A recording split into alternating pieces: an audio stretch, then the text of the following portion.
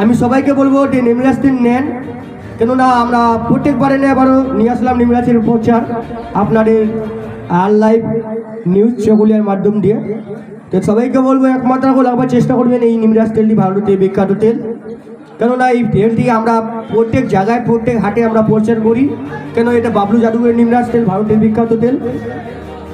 আপনাদের ভরসা নাই, এখানে বাবলুদার কন্ট্যাক্ট নম্বর আছে আর নাম ঠিকানা দেখে নিবা, কেননা অনেক জায়গায় ডুপ্লিকেট ভেজাল নিকলেছে। তাই সবাইকে বলছি যে নিমরাজ তেল নেবেন ঠিক নেবেন, নাম ঠিকানা নিয়ে দেখবেন আর মোবাইল নম্বর লেখা আছে কিনা, কন্ট্যাক্ট করবেন বাবলু জায়গায় লাগছে কিনা।